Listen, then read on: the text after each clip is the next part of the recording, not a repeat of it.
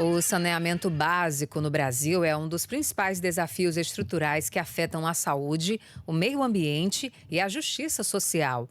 Mais de 100 milhões de brasileiros vivem sem acesso à rede de esgoto e 35 milhões não têm água potável, revelando aí profundas desigualdades regionais e também sociais.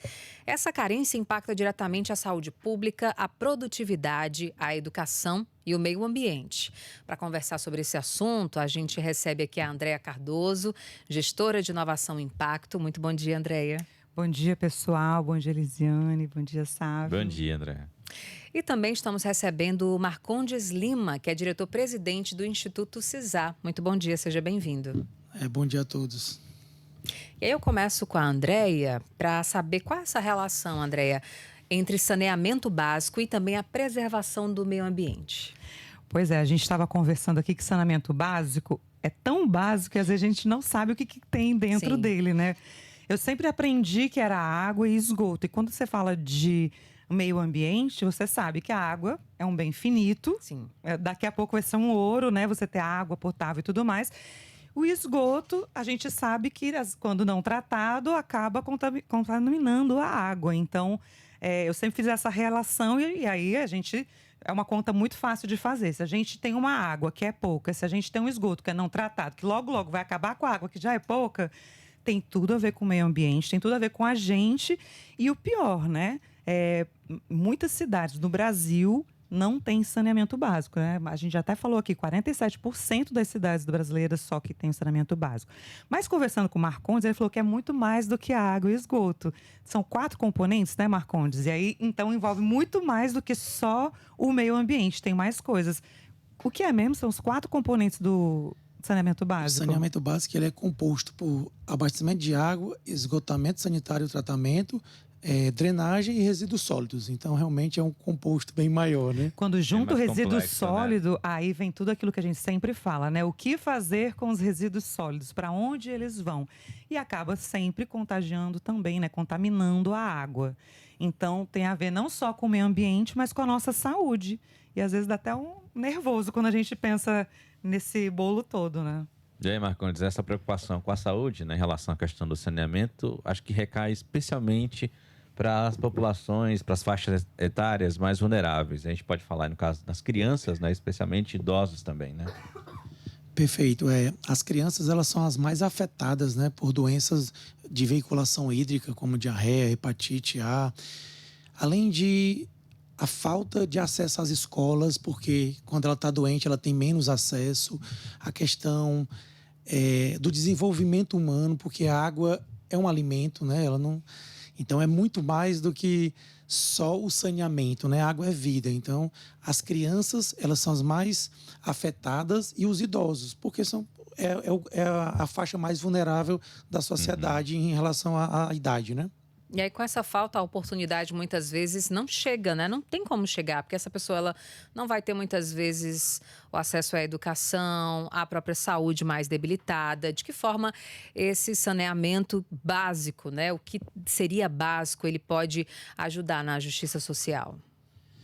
Ele ajuda justamente nos pontos que você falou. Ele vai promover o desenvolvimento das comunidades, né, que em via de regras gerais a gente não tem o saneamento básico nessas comunidades. Nos municípios urbanos a gente já está bem evoluído, graças a Deus, principalmente aqui no Ceará, né, não no Brasil todo. Você já apresentou os números. Então, a gente tem desenvolvimento educacional, nós temos desenvolvimento social. A gente consegue desenvolver as comunidades tradicionais, como os quilombolas, como os indígenas. E sem essa questão ambiental, a gente não consegue ter a questão social.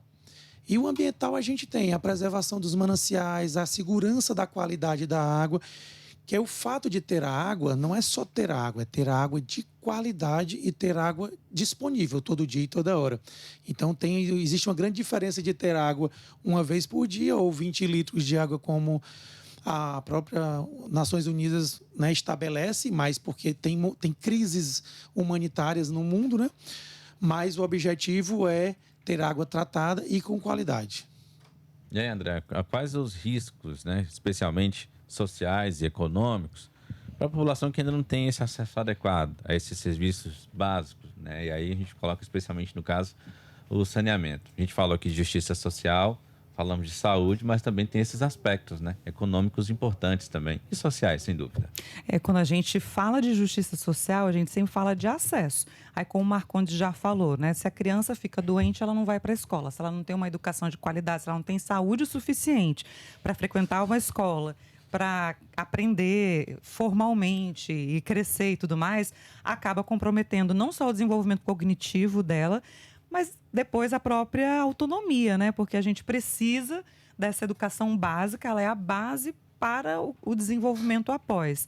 E aí, quando a gente pensa que o saneamento básico ele tem como responsável as prefeituras, né, Marcondes? Acho que são as prefeituras que são responsáveis por isso e pela educação básica, aí a gente tem que entender o peso que é você gerir uma cidade. Às vezes a gente coloca prefeitos, coloca gestores que não falam sobre saneamento básico. Então, isso é uma questão muito importante. A gente que elege, né? Então, pensar na proposta de governo, existe saneamento básico e educação? Ou, pelo menos, colocar saneamento básico onde não tem, ou garantir que ele seja revitalizado? E educação, que os dois andam casados, né? Sem saúde não se vai à escola.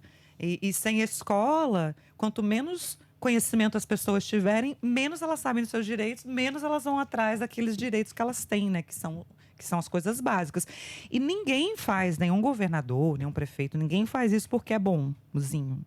Faz porque é necessário e os impostos, ele tem o dinheiro para isso, né? Então, investir o dinheiro no saneamento básico é quase igual investir na educação, porque os dois precisam andar juntos. Saúde junto com a educação. Isso passa também pela informação, né? Que muitas vezes as pessoas não têm noção. Mas por que precisa? Não tem ali o entendimento e acha que é desnecessário. Exato. Quando isso impacta diretamente aí as famílias. Por exemplo, eu achava isso, até conversar com o Marcondes, é só furar um poço aqui, saiu água, pronto. Mas qual é a qualidade dessa água? Como que é a força no entorno? Será que esse lençol freático não está contaminado já com bactérias, com outras coisas? E aí a pessoa acha que tem uma água de poço que é limpa e vai tomar aquela água e no final das contas ela está ficando doente por conta daquela água que não está devidamente tratada, né? Então, a informação realmente abre as portas, traz oportunidade, né? E Marcondes, vamos falar um pouquinho também sobre o CISAR, como é que ele contribui para levar água de qualidade, também o saneamento, especialmente às comunidades rurais. Perfeito. O CISAR, ele é um resgate à cidadania do homem, do povo do campo, certo? Ele é uma organização social sem fins lucrativos que foi criado na década de 90, em 1996, pela uma ideia do Banco KfW, um banco alemão, com a Companhia de Água e Esgoto aqui do estado do Ceará. E ele é um modelo de gestão compartilhada. A comunidade faz a gestão local e o CISAR, como organização social, ele é responsável em fornecer capacitação social, desenvolvimento, tratamento da água, monitoramento. Então, ele dá todo esse suporte à comunidade para que a comunidade esteja sustentada naquele pilar, certo? E possa trazer esse resgate da cidadania, levando água tratada com qualidade todo dia e toda hora, que é fundamental, permanecendo as pessoas no campo, nas suas cidades, nos seus habitats, porque uma comunidade que tem um colégio que não tem água, o colégio não vai existir. Se a comunidade não tiver uma água, ele não vai ter um posto de saúde. Então, a gente visualiza ao longo da história, os CISARs hoje estão presentes em 164 municípios dos 184 do Ceará e já estão beneficiando mais de 1.100.000 pessoas aqui no estado.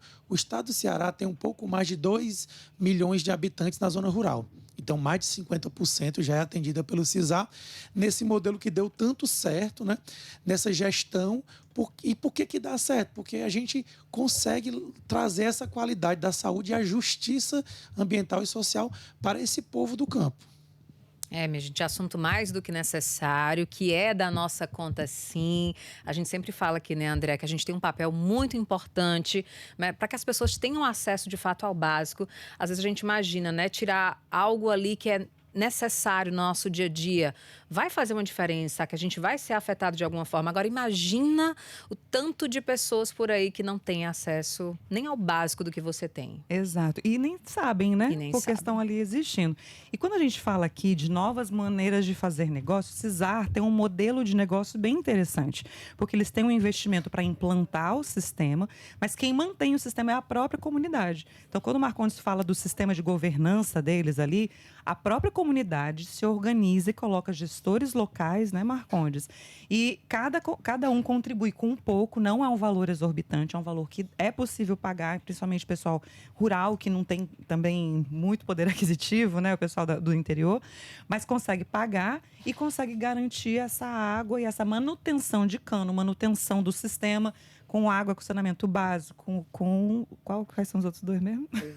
Drenagem e os resíduos sólidos. Então, acaba que complementa e fecha uma cadeia complementar aquilo que o governo faz, né? Então, quando a gente tem um problema para resolver, a gente consegue ser muito criativo, o ser humano é muito criativo em pensar numa maneira, um modelo de negócio que resolva o problema, faça bem a comunidade e tenha ali o seu lucro, porque o Cisar tem um lucro que não é exorcibante, não é assim, aquele lucro de fazer ninguém rico, é um lucro de investir em outro lugar. Então, não é um lucro para botar no bolso. É um lucro para o autocrescimento, né, do modelo. Então, é bem interessante, um modelo de negócio muito bom para ser estudado. A gente agradece, então, a participação aqui da Andréa Cardoso, gestora de Inovação e Impacto, que você sempre vê por aqui. Muito obrigada, Andréa. Eu que agradeço, é sempre uma honra estar aqui com vocês.